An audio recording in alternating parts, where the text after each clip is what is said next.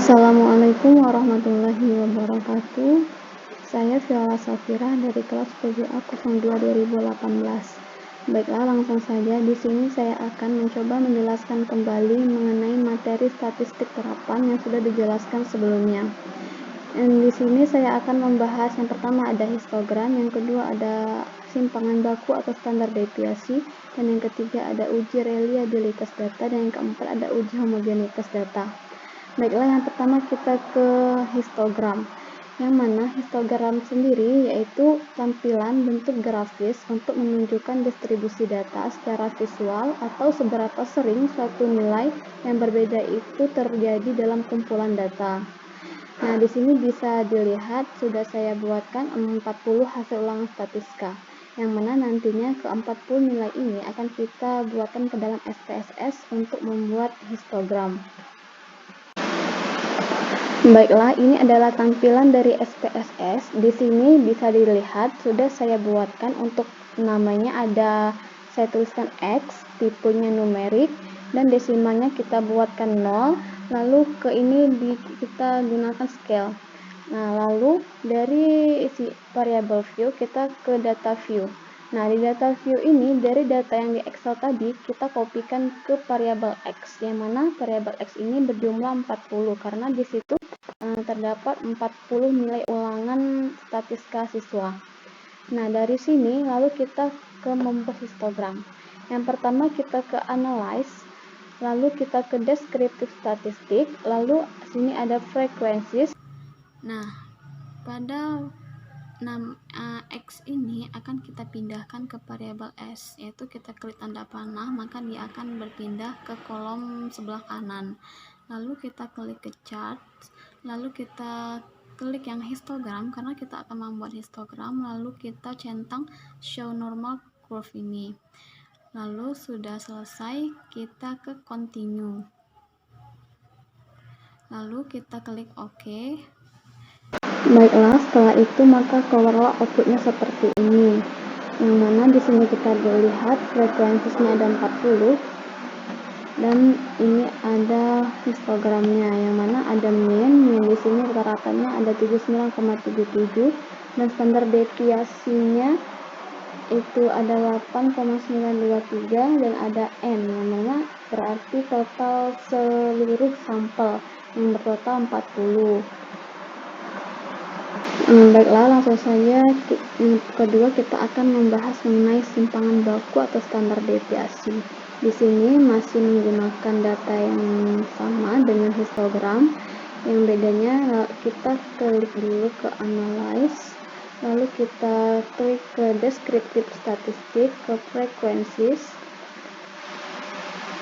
Selanjutnya akan muncul tampilan seperti ini, lalu seperti biasa kita pindahkan ke kolom sebelah kanan, maka akan berpindah. Lalu selanjutnya kita klik statistik, dan pada statistik ini ada standar deviasi. Karena kita akan mencari simpangan baku, maka kita mencentang ini, tetapi kalau ingin mencari mean, median, ataupun yang lainnya bisa dicentang. Lalu kita continue dan kita OK. Maka muncullah outputnya seperti ini. Biar teman-teman lihat di sini ada standar deviasinya yaitu 8,923. Baiklah, yang ketiga kita akan membahas tentang uji reliabilitas data. Perlu kita ketahui dulu bahwa uji reliabilitas data itu digunakan untuk melihat sejauh mana pengukuran yang kita gunakan seperti instrumen tetap konsisten atau tidak terhadap gejala dengan alat ukur yang sama. Dan apabila ini digunakan untuk penelitian 2 kali atau 3 kali bahkan lebih, apabila reliable maka dapat digunakan seterusnya untuk penelitian. Dan apabila jika tidak reliable maka tidak bisa pula untuk dilanjutkan ke penelitiannya. Dan di sini uji reliabilitas terdiri dari 2 macam. Yang pertama ada split half, yang kedua ada alpha. Dan di sini kita akan menggunakan alpha. Lalu di sini sudah saya tuliskan yaitu ada T1 sampai T10, yang mana berarti ada pertanyaan 1 sampai pertanyaan 10. Dan di desimalnya kita nolkan semua dan ini nominal. Lalu kita ke data view. Nah, di data view ini yang 1 sampai 40 ini yaitu berarti ada 40 responden. Nah, ada 40 responden dengan pertanyaannya itu ada 10, ada pertanyaan 1, pertanyaan 2. Lalu angka-angka ini merupakan skor dari responden menjawab pertanyaan-pertanyaan, yang mana yang berarti 4 ini merupakan responden pertama yang menjawab pertanyaan 1 dengan skor 4, dan begitu pun seterusnya. Oke, langsung saja kita ke rumusnya. Yang pertama, kita ke analyze, lalu kita klik ke scale. Nah, di scale, lalu ke reliability analysis. Nah, setelah kita ke menu scale lalu reliability analysis, maka akan muncul tampilan seperti ini, yang mana ini tadi sudah saya pindahkan ke sebelahnya, yang mana awalnya itu berada di sebelah kiri. Lalu untuk mempercepatnya kita Ctrl A,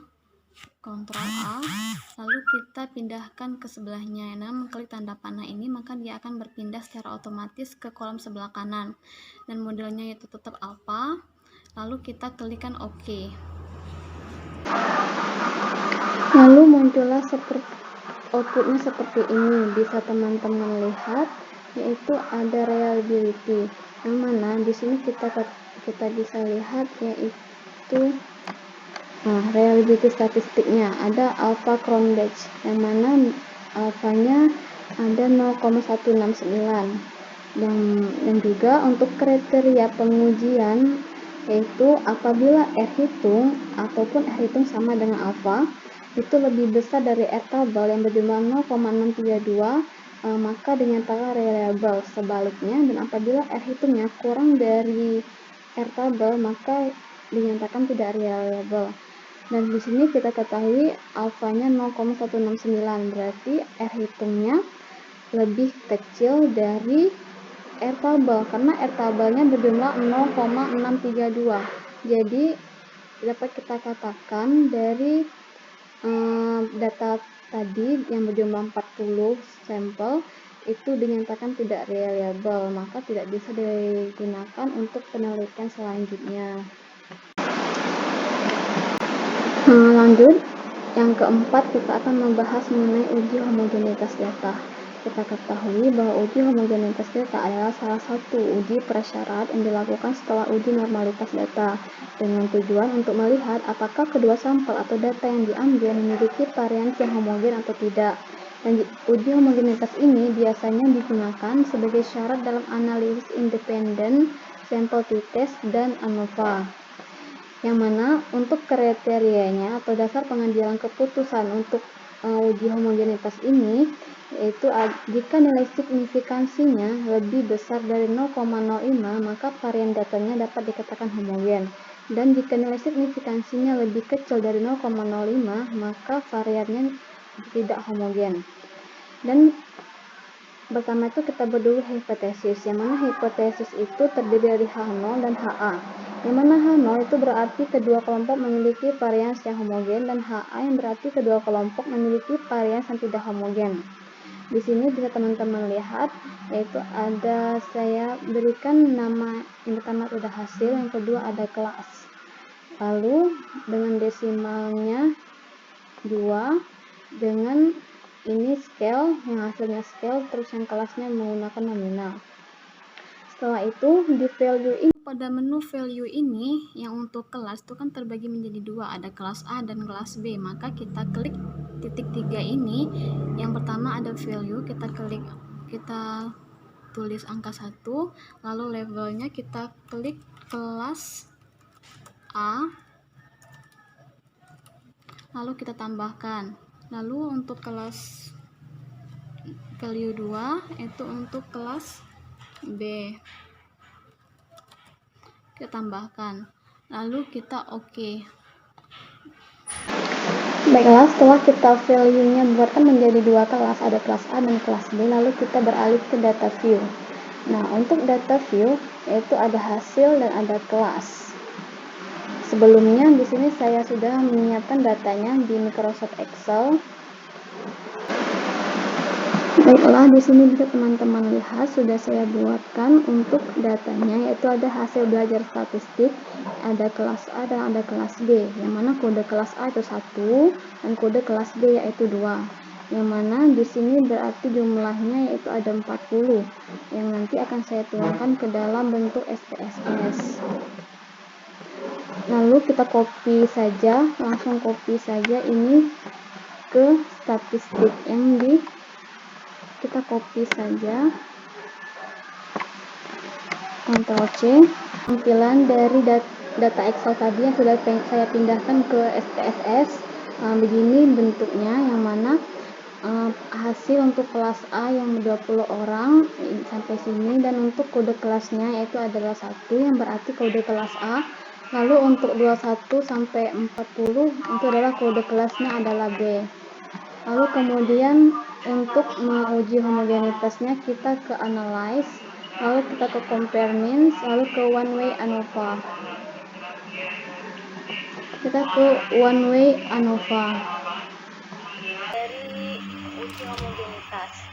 Dan di sini bisa kita lihat di hasil belajar statistik itu ada signifikansinya itu adalah 0,438, yang mana kita ketahui dari dasar pengambilan keputusan tadi bahwa jika nilai signifikansinya lebih besar dari 0,05 maka varian datanya dikatakan homogen. Sedangkan jika nilai signifikansinya lebih kecil dari 0,05 maka varian datanya tidak homogen. Di sini 0,438 berarti ini lebih besar dari 0,05, maka varian datanya dapat dikatakan homogen. Dan ini bisa dilanjutkan ke analisis independen sample t-test, dan ANOVA. Mungkin cukup sekian dari saya yang dapat saya jelaskan. Apabila ada kesalahan saya mohon maaf. Wassalamualaikum warahmatullahi wabarakatuh.